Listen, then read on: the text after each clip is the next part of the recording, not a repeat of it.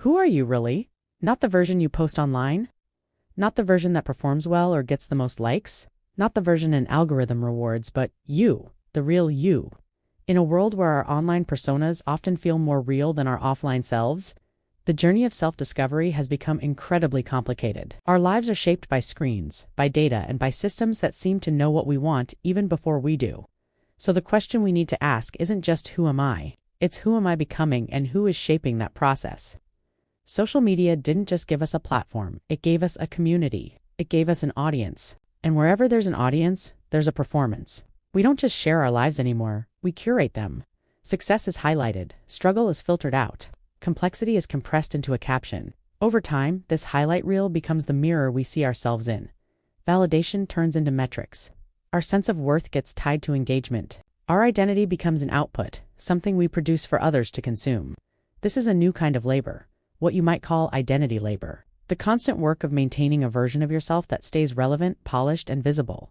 The real danger isn't that this version is fake. It's that it becomes louder than the truth, drowning out the quieter, more complex parts of who we are. Then, there's the algorithm. It's the invisible hand guiding our digital experience. And it doesn't just show us what we like. It shapes what we see, what we believe, and eventually, who we think we are. The algorithm rewards one thing above all else: consistency. Not growth, not contradiction, not nuance, just consistency. If you engage with one version of yourself long enough, say, the fitness enthusiast, the political commentator, or the happy-go-lucky travel of the system amplifies it. It feeds you more of the same, and everything else in your digital world, and maybe even in your mind, starts to fade into the background. The algorithm doesn't ask who you want to become. It asks what will keep you scrolling. It's a feedback loop that can lock us into a single, flattened version of ourselves.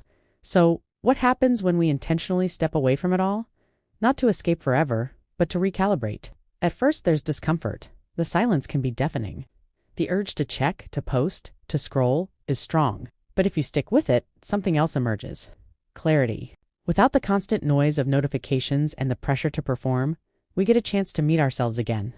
We rediscover unfinished thoughts, quiet questions, long buried, and the simple, beautiful freedom of unstructured time. We often think of boredom as emptiness, something to be avoided at all costs.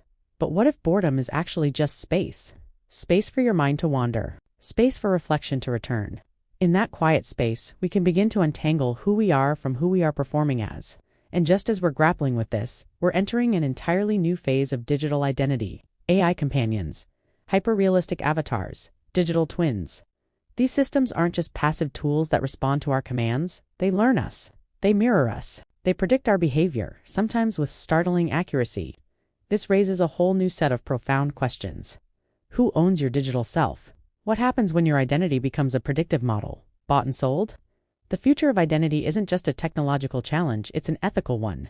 We're standing at a crossroads, and the choices we make now will define what it means to be human in the decades to come. So, what's the answer? It isn't about deleting our digital selves or retreating from the world, and it certainly isn't to completely surrender to the algorithm. The real goal is integration. It's about consciously aligning your online presence with your real offline values. It's about making deliberate choices about what to share, what to protect, and what to keep sacred just for you. A strong sense of self doesn't come from being highly visible or getting a million views. It comes from clarity. It comes from knowing who you are, independent of the metrics. The future of self-discovery won't be found in better filters, more intelligent algorithms, or more immersive virtual worlds. It will belong to those who dare to pause. It will belong to those who ask the hard questions. It will belong to those who choose deliberately, not just what they share with the world, but who they are determined to become on their own terms.